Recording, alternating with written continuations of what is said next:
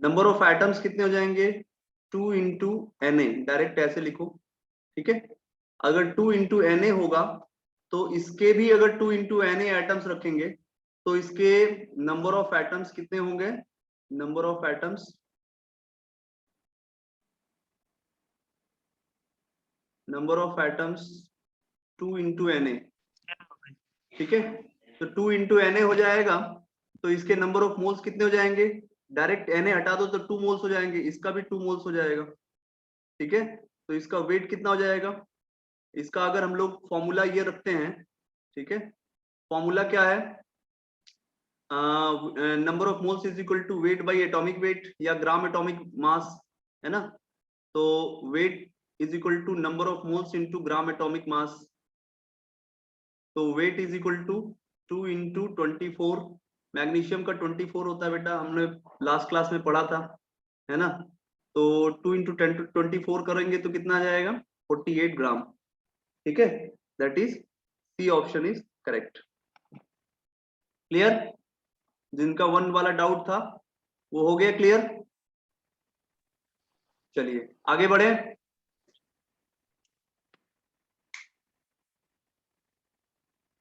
Yes sir. Yes sir. चलिए ठीक है, अब सेकंड वाला क्वेश्चन देखिए सब लोग ध्यान से। सेकंड वाला क्वेश्चन कुछ लोग मेरे से पूछे थे, है ना। सेकंड वाले क्वेश्चंस में क्या कह रहा है कि मैंने कल ये भी बोला था आप लोगों को कि जो चार्ज है, ठीक है ना, चार्ज किसमें है, charge of 1 gram ion of aluminium plus 3, aluminium plus 3, है ना। तो ध्यान से समझना बेटा, एल्यूमिनियम जो होता है प्लस 3, इसमें अगर हम लोग 3 इलेक्ट्रॉन जोड़ देंगे तो ये क्या बन जाएगा, एल्यूमिनियम प्योर स्टेट में बन जाएगा, एलिमेंटल स्टेट बन जाएगा, इसकी एलिमेंट फॉर्म आ जाएगी। या एल्यूमिनियम का वैलेंस शेल इलेक्ट्रॉन अगर देखो, इसीलिए मैंने इलेक्ट्रॉनिक कन्फिगरेशन बताया था, एल्यूमिनियम होता है 13, इसका इलेक्ट्रॉनिक कन्फिगरेशन होता है 283, ठीक है ना। तो इसकी वैलेंसी जो होती है वो 3 होती है। तो एल्यूमिनियम में से अगर आप 3 इलेक्ट्रॉन निकाल दोगे तब ये क्या बन जाएगा, एल्यूमिनियम प्लस 3 बन जाएगा, ठीक है। अब अगर हम लोग इसको देखेंगे, इसमें चार्ज पूछ रहा है, तो चार्ज यहाँ पे प्लस 3 चार्ज है, तो वो 3 इलेक्ट्रॉन की वजह से हुआ है या 3 इलेक्ट्रॉन निकालने की वजह से हुआ है, या उस पर हम लोग 3 इलेक्ट्रॉन ऐड कर देंगे तो वो न्यूट्रल हो जाएगा। तो बात एक ही हुई, यानी कि एल्यूमिनियम पर 3 इलेक्ट्रॉन का चार्ज है, ठीक है। अच्छा, अब एल्यूमिनियम पर 3 इलेक्ट्रॉन का चार्ज है, तो ये बोल रहा है कि ये हम लोग कह सकते हैं कि एक एल्यूमिनियम में 3 इलेक्ट्रॉन का चार्ज है ना, 3 इलेक्ट्रॉन चार्ज इज प्रेजेंट, ठीक है ना। तो एक मोल एल्यूमिनियम में, एक मोल एल्यूमिनियम में कितना हो जाएगा, 3 इलेक्ट्रॉन इंटू एवोगैड्रो नंबर, है ना। तो यानी कि 3e इंटू Na हो जाएगा। अब सवाल यह है कि 1 ग्राम आयन, 1 ग्राम आयन दिया हुआ है क्वेश्चन में, डैश नहीं भी दिया रहेगा तो चलेगा, कोई दिक्कत नहीं है। 1 ग्राम आयन या 1 ग्राम मॉलिक्यूल या 1 ग्राम एटम का मतलब होता है 1 मोल। लेकिन कुछ बच्चे गलती क्या करेंगे, मैंने आप लोगों को बोला भी था कल की क्लास में, ग्राम आयंस को ग्राम मत समझना। कुछ लोग क्या गलती करेंगे, 1 ग्राम आयंस को 1 ग्राम समझ लेंगे। तो 1 ग्राम यानी कि उसका वेट 1 ले लेंगे और उसके एटॉमिक वेट 27 से डिवाइड कर देंगे, इंटू एवोगैड्रो नंबर कर देंगे, इंटू चार्ज ऑफ इलेक्ट्रॉन 3 कर देंगे, तो उनका आंसर आ जाएगा 1/9 इंटू Na, जो कि गलत हो जाएगा, है ना। तो हाँ वो ऐसे गलत हो जाएगा बेटा, फिर 1/9 इंटू Na, इस वजह से वो तीसरा ऑप्शन भी आपको क्वेश्चन में दिया हुआ है। तो जो आप गलती करने वाले हो उनको पता है ऑलरेडी, इसीलिए वो पहले से ऑप्शन बना के तैयार होते हैं आपका स्वागत करने के लिए कि आओ आप गलती करो, हम आपका स्वागत करते हैं, ठीक है ना। तो ऐसी गलती नहीं करनी है हमको, ध्यान से जहां भी ग्राम आयंस आए हमको अलर्ट हो जाना है, ठीक है। तो ग्राम आयंस का मतलब होता है मोल, तो डायरेक्टली 1 मोल या 1 ग्राम आयन, ठीक है, 1 मोल या 1 ग्राम आयन एक ही चीज होता है। तो इसका ऑप्शन डी ऑप्शन होगा, ठीक है, सी ऑप्शन नहीं होगा, ये वाला अप्रोच गलत है, ठीक है ना, समझ गए। Okay sir. Yes sir. Very good sir. Okay sir. Yes sir. जो लोग नहीं लिखे हैं वो लोग लिखते भी चलेंगे साथ साथ। ठीक है, जो लोग नहीं नोट किए हैं या स्क्रीनशॉट ले सकते हैं, जैसा उनका मर्जी है, लेकिन स्क्रीनशॉट लेकर के बेटा नोटबुक में तो लिखना ही है। डीपीपी की एक अलग कॉपी बनाइए बेटा, मैं आपको लोगों को पहले बोल दिया हूँ, ठीक है। डीपीपी का या कोई भी असाइनमेंट का एक अलग कॉपी बनाइए, उसको रेगुलर नोटबुक में मत लिखिए। कारण कि रेगुलर नोटबुक में अगर आप कोई कॉन्सेप्ट पढ़ रहे हो तो उसमें क्या होता है कि आप कॉन्सेप्ट पढ़ते पढ़ते फिर वो क्या हो जाएगा, तुरंत क्वेश्चन आ जाएगा, ढेर सारे क्वेश्चन आ जाएंगे, तो आपके दिमाग में ये लगेगा ये क्वेश्चन, फिर वो उस कॉन्सेप्ट से आपका तुरंत कनेक्शन टूट जाएगा। तो कॉन्सेप्ट को एक एक्यूमुलेट रखो। क्लास नोट का जो सवाल है, जो क्वेश्चन है, वो उसको आप क्लास नोट में ही रहने दो, उसमें भी मैं क्वेश्चन कराऊंगा, लेकिन डीपीपी जब भी डिस्कस करता हूं या फिर आप सॉल्व करते हो तो उसके लिए एक अलग कॉपी बना लो, ठीक है, जिसमें आपका डीपीपी पूरा का पूरा रहे, ठीक है। डीपीपी हो चाहे असाइनमेंट हो चाहे वो स्टडी मटेरियल के क्वेश्चंस हो, ठीक है, तो उससे आपको आसानी रहेगी डिफरेंशिएट करने में, दोनों में मतलब कॉन्सेप्ट को आराम से मैनेज कर सकते हो। तीसरा क्वेश्चन को ध्यान से देखिए बेटा। तीसरा क्वेश्चन कह रहा है कि the density of water at 4 degree centigrade is 1 into 10 to the power 3 kilogram per meter cube. The volume occupied by one molecule of water is approximately in option are given in milliliter. तो ध्यान से थोड़ा समझना है, आगे हम लोग थोड़ा डेंसिटी का कॉन्सेप्ट पढ़ेंगे तो उसमें एक टर्म आएगा वॉल्यूम का कॉन्सेप्ट। देखो ध्यान से समझिए, डेंसिटी होता है मास अपॉन वॉल्यूम, ठीक है ना, एब्सोल्यूट डेंसिटी होती है मास अपॉन वॉल्यूम। हाँ, 1 मोल का वॉल्यूम होता है, 1 मोल के वॉल्यूम को मोलर वॉल्यूम बोलते हैं। अभी यहाँ पे 1 मॉलिक्यूल का वॉल्यूम पूछ रहा है, 1 मॉलिक्यूल का वॉल्यूम अलग होता है। पेज को थोड़ा सा ऊपर कर दीजिए। ये वाला नहीं लिखे थे, वही तो मैं बोल रहा कि लिख लीजिए आप लोग।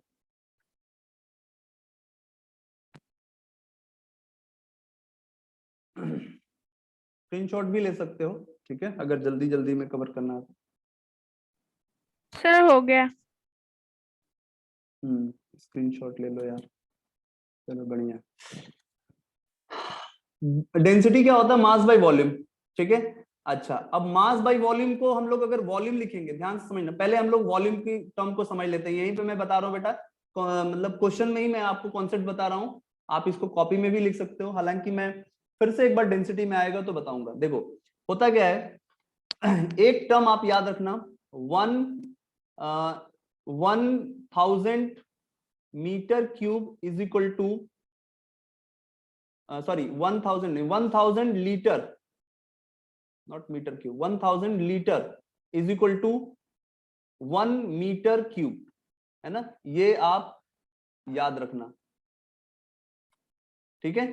तो 1000 litre is equal to 1 metre cube, या फिर इसका दूसरा कन्वर्जन अगर हम लोग देखते हैं, इसी को थोड़ा सा और आगे बढ़ाते हैं, तो 1000 लीटर को हम लोग लिखेंगे मिलीलीटर, है ना, यानी कि फिर इसको 1000 मिलीलीटर लिखो is equal to 1 metre cube को क्या लिखोगे बेटा, 1 मीटर को 100 सेंटीमीटर का होल क्यूब कर लो, है ना, तो यहां पे हो जाएगा 10 to the power 6 मिलीलीटर, और यहां पे हो जाएगा 10 to the power 6 centimetre cube.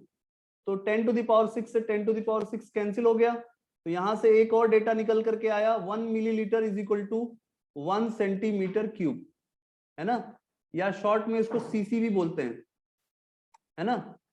तो 1 CC is equal to 1 ml, ध्यान रखना है, 1 CC is equal to 1 ml।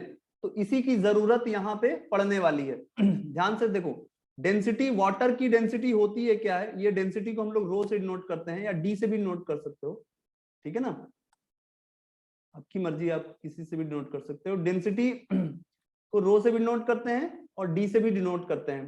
तो density of water is given 1000 kg पर मीटर क्यूब, है ना। तो ध्यान से बेटा, यहाँ पे यूनिट का कन्वर्जन थोड़ा आराम से करेंगे हम लोग, 1000 को 1000 ही रहने दीजिए, केजी को ग्राम में बदलिए तो 10 to the power 3 कर दीजिए, और मीटर क्यूब को सेंटीमीटर क्यूब में बदलिए तो 10 to the power 2 सेंटीमीटर का होल क्यूब, है ना। तो यहाँ पे ये हो जाएगा, ये फिर से वही डेटा आ जाएगा, 10 to the power 6 upon 10 to the power 6, ऊपर में ग्राम और नीचे में सेंटीमीटर क्यूब। तो ये कैंसिल हो जाएगा, तो ये आ जाएगा 1 ग्राम पर सीसी या 1 ग्राम पर ml, दोनों एक ही डेटा आएगा। तो ध्यान रखना बेटा, वाटर की डेंसिटी ये भी होता है, वाटर की डेंसिटी ग्राम पर मिलीलीटर में लेंगे तो ये हो जाएगा, और ग्राम पर केजी पर मीटर क्यूब में लेंगे तो ये होता है। हालांकि ये फिक्स होता है ना, और 4 डिग्री सेंटीग्रेड पर मैक्सिमम होता है, बट ये बात आपको वैसे भी याद रखना है, वाटर की डेंसिटी कभी कभी डायरेक्ट क्वेश्चन में नहीं दिया रहता है, तो आपको याद भी होना चाहिए वाटर की डेंसिटी, ठीक है। Water is a essential substance, ठीक है, फॉर अस, सो दैट हमको इसको याद रखना है, और पूरी केमिस्ट्री में वाटर तो छाया रहता है, ठीक है ना, तो इस वजह से हमको वाटर। अब आते हैं क्वेश्चन पे। अब क्वेश्चन क्या कह रहा है कि 1 मॉलिक्यूल वाटर का वॉल्यूम कितना होगा। अब हमको एक बात पता चल गया बेटा, ठीक है, density of water is equal to 1 gram per millilitre. अब देखो हमको वॉल्यूम मिलीलीटर में चाहिए, मास बाई वॉल्यूम। अगर हमको मास पता हो जाए तो हम लोग वॉल्यूम निकाल लेंगे, यहाँ पर 1 से मल्टीप्लाई कर दो। तो वॉल्यूम अगर निकालना होगा तो मास कैसे पता करें। देखो 1 मॉलिक्यूल H2O का मतलब होता है कि सिर्फ एक H2O मॉलिक्यूल है। एक H2O मॉलिक्यूल का जो मास होगा वो उसका मोलर मास होगा, नहीं मॉलिक्यूलर मास होगा। मॉलिक्यूलर मास, एक मॉलिक्यूल का मास मॉलिक्यूलर मास होगा, यानी कि एक मॉलिक्यूल का मास कितना होगा 2 इंटू 1 प्लस 16, आंसर AMU में आएगा, यानी कि 18 AMU आएगा, ठीक है। तो फिर कल जैसा श्रेयस ने पूछा था कि सर क्या दोनों यूनिट सेम हम लोग कैसे लिख सकते हैं, तो वैसे ही हम लोग इसका मास लिखेंगे। तो वेट क्या हो जाएगा 18 इंटू, इसको ग्राम में कन्वर्ट करो बेटा। अभी मैंने आप लोगों को बताया था AMU की वैल्यू 1.67 लास्ट क्लास में बताया था, इंटू 10 टू द पावर -24 ग्राम। तो इसको मैंने शॉर्ट ट्रिक में थोड़ा बताया था कि इसको आराम से 10/6 लिख लो smartly, 10/6 into 10 to the power -24, ये 6 कैंसिल हो जाएगा तो 3 हो जाएगा, तो 3 into 10 to the power minus ये 10 मल्टीप्लाई हो जाएगा -23 ग्राम, ये हमारा आ जाएगा वेट। ये हमारा वेट आ गया बेटा, बस वॉल्यूम निकाल दीजिए। वॉल्यूम इज इक्वल टू क्या होता है, density into sorry density upon mass, sorry mass upon density. Mass कितना है 3 into 10 to the power -23 gram, और डेंसिटी कितना है 1 ग्राम पर मिलीलीटर। देखो मैं नंबर को भी डिवाइड कर रहा हूँ, साथ साथ यूनिट को भी डिवाइड कर रहा हूँ, तो ग्राम से ग्राम कैंसिल हो जाएगा और वो आंसर आ जाएगा volume is equal to 3 into 10 to the power -23, ऊपर में मिलीलीटर जाएगा, यहाँ ऊपर जाके मल्टीप्लाई हो जाएगा, तो आंसर मिलीलीटर आ जाएगा। ठीक है, क्लियर हो गया सर? समझ में नहीं और आया, एक बार फिर सर, और एक बार एक कीजिए। बार समझा दीजिए। एक बार और समझा दें। देखो डेंसिटी, अगर देखो डेंसिटी होता है मास बाई वॉल्यूम होता है, ठीक है। तो अगर डेंसिटी दिया रहेगा, मास दिया रहेगा, तो वॉल्यूम निकाल लोगे, यस और no? Yes sir. Yes sir. तो आपको बेटा क्या करना है, डेंसिटी, वाटर की जो डेंसिटी है, वाटर की डेंसिटी, ये आपको कन्वर्जन समझ में आया कि नहीं आया? सबको ये वाला कन्वर्जन समझ में आया? हाँ सर आया। ये वाला कन्वर्जन, ठीक है। चलिए अब इस वाले कन्वर्जन को अगर हम लोग आगे बढ़ाते हैं, तो वाटर की डेंसिटी 1 ग्राम पर ml होता है, तो यहां पर अगर हम लोग 1 ले लेंगे, और ये मास को अगर हम लोग, एक मॉलिक्यूल का मास कितना होता है, सिर्फ एक वाटर मॉलिक्यूल, एक वाटर मॉलिक्यूल, एक मोल वाटर मॉलिक्यूल नहीं है, एक वाटर मॉलिक्यूल, बहुत ही छोटा वैल्यू होगा, इतना छोटा होगा कि इसका आंसर 10 के पावर माइनस, इसका आंसर AMU में आएगा, ठीक है। तो AMU में आएगा, तो इसको हम लोग क्या बोलेंगे 18 AMU, 18 AMU। तो AMU को ग्राम में चेंज कर लो, तो हमारा जो वेट आ गया वो ग्राम में आ गया। अब वॉल्यूम, ये हमारा आंसर ये ग्राम पर मिलीलीटर में है, तो वॉल्यूम किस में आएगा, मिलीलीटर में आएगा। यही तो हमने किया है, ध्यान से देखिए, 18 AMU, 18 AMU, इसको हमने मल्टीप्लाई किया तो आंसर ग्राम में आया, और आंसर ग्राम में आया तो volume is equal to mass by density किया, तो मास कितना है 3 × 10⁻⁻23। अभी ये जो मास है वो 3 × 10⁻⁻23 है और डेंसिटी कितना है 1 है, तो ग्राम से ग्राम कैंसिल हो गया, ये डिवाइड हो गया, तो ये कितना आ गया 3 × 10⁻⁻23 मिलीलीटर। समझ में आया? अभी समझ में आया कि नहीं आया? Yes, sir. Yes, sir. Yes, sir. ठीक है। चलो बहुत सर बढ़िया। पहले से दिखा दीजिए, हमको स्क्रीनशॉट लेना है। अच्छा ये वाला, एक मिनट बेटा, अब ले लो इसमें।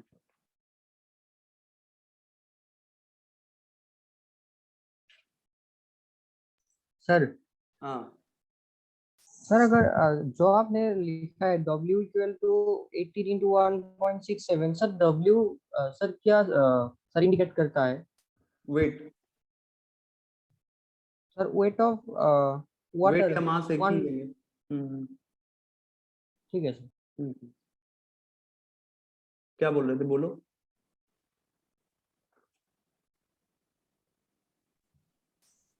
सर जो आपने W लिखा है वो weight of one water molecule समझा रहा है। हाँ सर समझ गए। एक मॉलिक्यूल का वेट है ना, एक मॉलिक्यूल का मास, एक मॉलिक्यूल का मास मॉलिक्यूलर मास, ठीक है ना। एक एटम का मास एटॉमिक मास, एक मोल एटम का मास ग्राम एटॉमिक मास, एक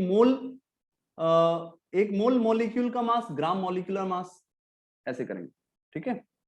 देखो एक मोल ठीक है जब सर। भी हम लोग लेंगे, एक मोल लेंगे तो वो बड़ी वैल्यू आएगी, ठीक है, वो बहुत बड़ी वैल्यू आएगी, वो ग्राम में आंसर आएगा। और एक मॉलिक्यूल का लेंगे तो वो आंसर किसमें आएगा, एएमयू में आएगा, और एएमयू बहुत छोटी वैल्यू है। क्लियर हो गया? स्क्रीनशॉट ले लिए बेटा। और कौन सा पूछ रहे Yes, थे? sir, ले ली। फोर्थ वाला भी डाउट था क्या? पूछो हाँ पूछो। सर। फोर्थ वाला क्या है? हाँ sir. The number of molecule Yes, sir. Of 333 gram of aluminium sulphate dot 18H2O। पहले तो बताओ एल्युमिनियम सल्फेट का बेटा मोलर मास कितना आ रहा? 666। 666। पक्का ना? जी सर। हाँ सर। तो देखते हैं Al2SO4 whole thrice dot 18H2O। Actually आगे जब पढ़ेंगे बेटा ना, तो इसको अगर हम लोग हीट करते हैं तो ये होता क्या है, ये सॉल्ट जो होता है वो ऐसे ही रह जाता है, प्लस ये 18 मॉलिक्यूल ऑफ वाटर अलग से निकल जाते हैं, ठीक है। तो ये इस तरीके से अलग से अगर निकल जाएंगे, ठीक है, तो ये पूछ रहा है कि अगर इसका एक मोल लेते हैं हम लोग तो इसका 1 मोल होगा और इसका 18 मोल होगा, ऐसे हम लोग देखते हैं, ठीक है। आप ऐसे समझो कि इसके एक मॉलिक्यूल में कितना एटम एल्युमिनियम है, 2 है। कितना मॉलिक्यूल सल्फर है, कितना एटम सल्फर है, 3 सल्फर है। कितना ऑक्सीजन है, यहाँ 4 3 12 और प्लस 18, ठीक है ना। 18 + 12 कितना हो जाएगा 30 सर। 30 ऑक्सीजन एटम है, ठीक है, 3 सल्फर एटम है, 2 एल्युमिनियम एटम है। तो अगर इसमें पूछा जाए कि टोटल वाटर कितना है, तो वाटर तो भैया हमारा यही है ना, वाटर और दूसरा कोई तो है नहीं, तो वाटर हम लोग यहां से निकालेंगे, यानी कि ये हमारा क्या हो जाएगा वाटर मॉलिक्यूल। इसके एक मोल में इसका 18 मॉलिक्यूल हो गया, तो पहले इसका मोल्स निकाल लीजिए। तो 333/666, जैसा कि आप लोग बताए हैं मोलर मास, मैं नहीं कैलकुलेट किया हूं, आप लोग देख लेना गलती होगा तो।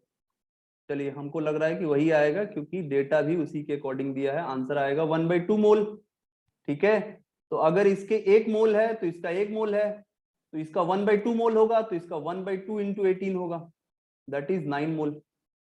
9 mole of water is obtained by heating of. Mole number पूछ रहा है ना, आंसर में नंबर पूछ रहा है, क्वेश्चन में नंबर पूछ रहा है, तो नंबर कितना हो जाएगा, नंबर ऑफ मॉलिक्यूल्स, जब आप नंबर ऑफ मोल्स निकाल दोगे तो n इंटू एवोगैड्रो नंबर कर दीजिए, बस एवोगैड्रो नंबर से मल्टीप्लाई कर दीजिए। तो 9 × 6 × 10⁻23, कितना हो जाएगा 54 इंटू 10 टू द पावर 23। देख लो बेटा कौन सा ऑप्शन होगा। वैसे डायरेक्ट मल्टीप्लाई करके ऑप्शन नहीं दिया है, बी ऑप्शन।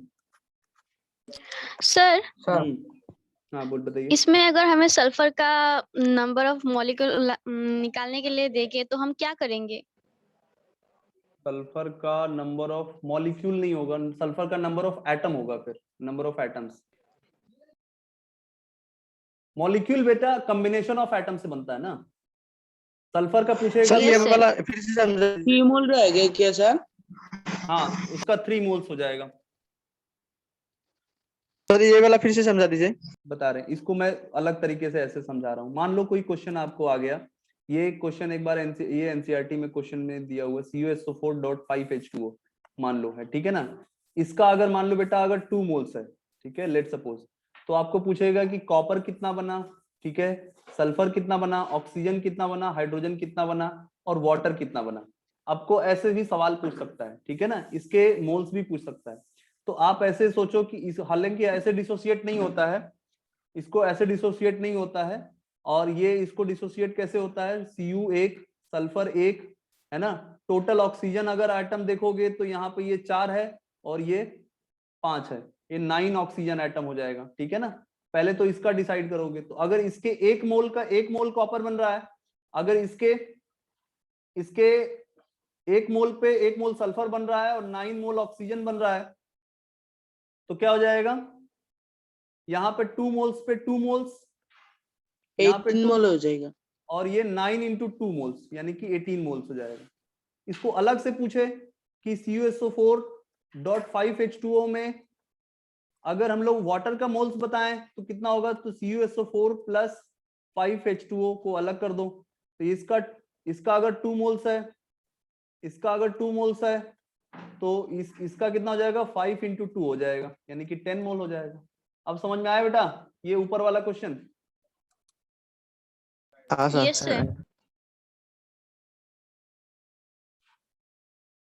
ग्राम पर मोल समझाएंगे, अभी आएगा बेटा ग्राम पर मोल वाला भी आएगा। आप ग्राम पर मोल के लिए इतना परेशान मत हो, कोई भी यूनिट को वेट बाय मॉलिक्यूलर वेट लिखेंगे ना तो ग्राम पर मोल में उसका आंसर आ जाएगा, ठीक है। तो मैं एक काम करता हूं बेटा, देखो मुझे लग रहा है कि थोड़ा आगे का भी आ गया, मुझे लग रहा है प्रैक्टिस की कमी है, तो एक काम करते हैं कि मैं थोड़ा सा क्वेश्चन प्रैक्टिस करा दे रहा हूं आप लोगों को, उसके बाद फिर आप इस जो भी आपके डाउट्स है उसको एक बार फिर से लगाओ आप, ठीक है। तो फिर आपको खुद से लगाओगे तो ज्यादा कॉन्फिडेंस आएगा, मेरे को कहोगे तो मैं सारे के सारे क्वेश्चन बता दूंगा, मुझे बताने में कोई दिक्कत नहीं है, लेकिन आप खुद से लगाओगे तो ज्यादा सही रहेगा, ठीक है ना। तो एक काम करते हैं, जो ये वाला क्वेश्चन है, 4th वाला क्वेश्चन है, ये तो ऐसे मैंने बता ही दिया है, और 5th वाला क्वेश्चन है, कह रहा है कि 392 मिलीग्राम H2SO4 में से हम लोग कुछ वाटर H2SO4 मॉलिक्यूल को हटा दे रहे हैं तो कितना बचेगा, इस तरीके के भी क्वेश्चन है। 6वां वाला क्वेश्चन है इक्वल नंबर ऑफ मॉलिक्यूल्स, हालांकि ये तो आप खुद से भी बता सकते थे, है ना। 7वां 8वां और 9th वाला जो क्वेश्चन है, ये वाला भी आपसे बन सकता था, लेकिन कोई बात नहीं, अभी हम लोग थोड़ा सर, सा सर 6 नंबर क्वेश्चन का 2 आंसर होता है, ऑप्शन सी और ऑप्शन डी। 6 नंबर का क्वेश्चन का Yes, sir. मेरा भी 2 निकल हाँ गया। सर मेरा भी 2 निकला। दोनों का मोलिकुलर मास सेम होता है। N2 and CO 28 होगा और N2O 28 plus 16 is equal to 44 और CO2 का भी 44। हाँ सही है, C और D दोनों सही है, जिसका C और D दोनों आया है कोई बात नहीं, आंसर की में थोड़ा सा मिस्टेक होगा, अच्छा, साथ दोनों आया है। जिनका दोनों आएगा सही है, कोई बात नहीं। मोर देन 1 करेक्ट है इसमें, जिनका मोलर मास दोनों का सेम है उसका number of molecule same weight का नंबर ऑफ मोल्स भी सेम होगा, तो नंबर ऑफ मॉलिक्यूल्स भी सेम होगा, ठीक है। तो चलिए हम लोग, हाँ सर मोलार मास और मोलिकुलर मास सेम है क्या? नहीं, मोलर मास 1 मोल का मास होता है और मॉलिक्यूलर मास 1 मॉलिक्यूल का मास होता है, समझे। मोलर मास 1 मोल का मास होता है और मॉलिक्यूलर मास 1 मॉलिक्यूल का मास, 1 मॉलिक्यूल का मतलब एक बहुत ही छोटा नेग्लेक्जिबल अमाउंट का जो मास होगा वो 1 मॉलिक्यूलर मास होगा। उसी को हम लोग एक मोल में अगर ऐड कर देंगे तो आंसर ग्राम में आएगा, और मॉलिक्यूलर मास का आंसर एएमयू में आएगा, एटॉमिक मास का आंसर एएमयू में आएगा, और ग्राम एटॉमिक मास का आंसर ग्राम में आएगा, क्योंकि वो ग्राम एटॉमिक मास जो है वो कहां से आया है, नंबर ऑफ मोल से आया है। ठीक है ना, एक मोल एटम का मास को हम लोग ग्राम एटॉमिक मास बोलेंगे, एक एटम के मास को हम लोग एटॉमिक मास बोलेंगे, एक मॉलिक्यूल के मास को हम लोग मॉलिक्यूलर मास बोलेंगे जिसका आंसर एएमयू में आएगा, और एक मोल मॉलिक्यूल के मास को हम लोग बोल देंगे मोलर मास। ठीक है ना, जिसका आंसर ग्राम में आएगा।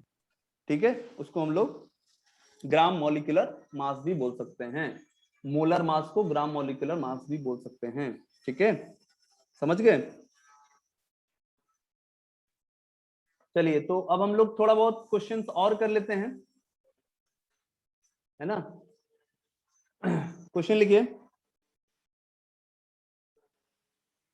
क्वेश्चन करने से पहले मैं आप लोगों को थोड़ा सा एक चार्ट बता दे रहा हूं, इसके थ्रू क्वेश्चन करना ज्यादा आसान रहेगा।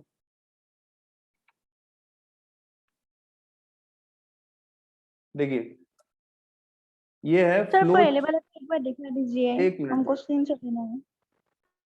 ये वाला ना। Yes sir.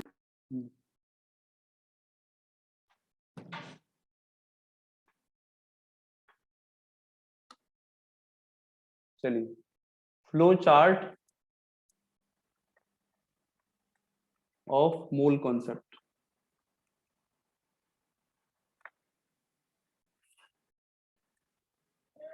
देखिए, flow chart of mole concept क्या होता है। देखिए, यहां पर हमने ले लिया मोल, है ना, और यहां पे ले लिया हमने, एक मिनट, यहाँ पे मोल नहीं लिया, यहाँ पे मास ले लिया।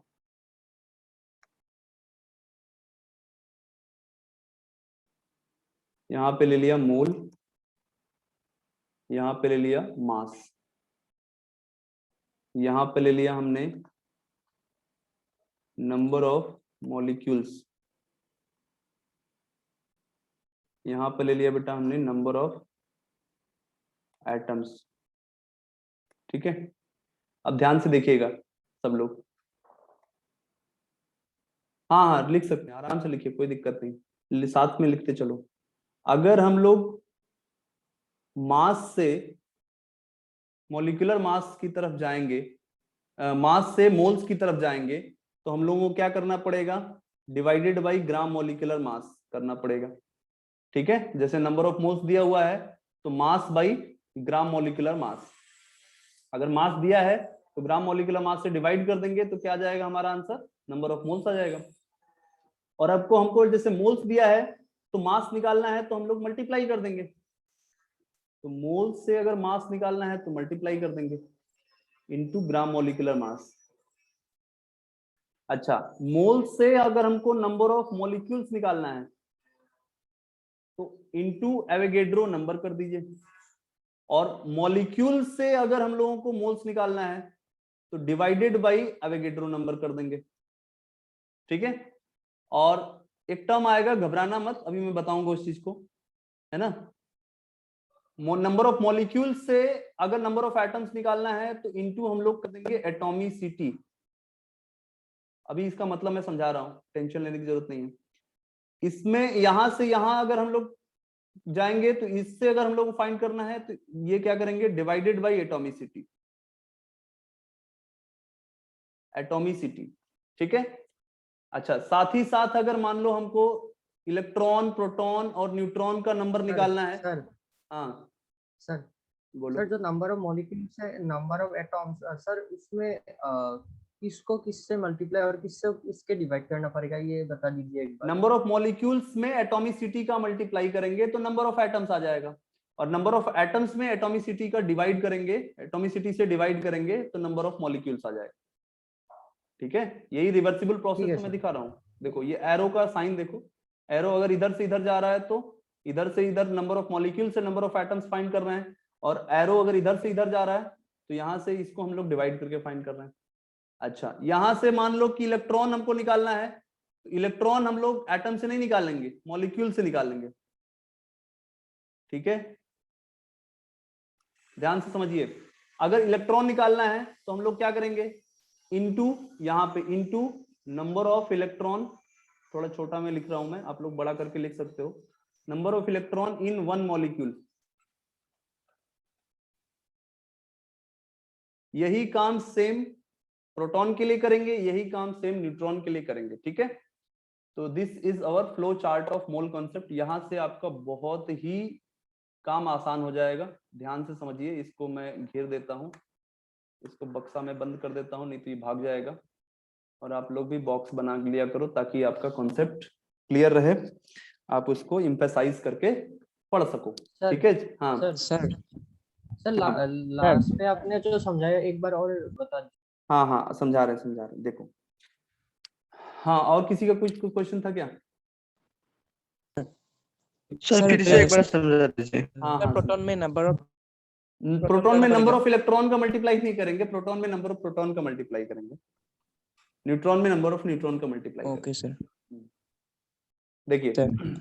देखिए अगर हम लोगों को मास दिया है, ध्यान से समझो बेटा, अगर मास दिया है, नंबर ऑफ मोल्स निकालना है, ये क्या हो जा रहा है, तो मास दिया है, तो मास बाई ग्राम मॉलिक्यूलर मास।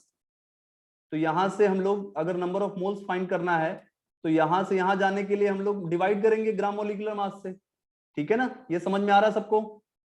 और अगर ग्राम मॉलिक्यूलर मास दिया है, अगर नंबर ऑफ मोल्स दिया है, ये हमको क्वेश्चन में दिया है और हमको ये फाइंड करना है, तो हमको क्या करना चाहिए, mass is equal to number of moles into gram molecular mass. ये सबको समझ में आ रहा है, क्रॉस मल्टीप्लाई कर देंगे इसको, हाँ या ना? सर। चलिए हाँ सर। बहुत बढ़िया। और अगर हमको नंबर ऑफ मोल्स पता हो गया, तो नंबर ऑफ मोल्स पता करने के लिए, नंबर ऑफ मॉलिक्यूल्स का पता करने के लिए मैंने कल ही बताया था, ठीक है ना, लास्ट क्लास में, कि क्या होता है, अवोगाड्रो नंबर से डिवाइड कर मल्टीप्लाई कर देंगे, है ना। अगर हमको यहाँ पे नंबर ऑफ मॉलिक्यूल्स निकालना है तो हमको क्या करना है, अवोगाड्रो नंबर से मल्टीप्लाई कर देंगे। और अगर नंबर ऑफ मॉलिक्यूल क्वेश्चन में डायरेक्टली दे दिया, जैसे मान लो ऐसे क्वेश्चन में दे दिया जाएगा कि आपको मान लो कि ऐसे कर देगा, calculate the number of moles of water if number of molecules of water is given is 12 into 10 to the power 23, ठीक है ना। तो आपको ये number of molecules directly question में दिया है, तो वहां से आपको मोल्स निकालने के लिए क्या करना पड़ेगा, अवोगाड्रो नंबर से डिवाइड कर दो, यानी 6 into 10 power 23 से डिवाइड कर दोगे तो उसका आंसर आएगा 2, जो मैंने डेटा बोला था।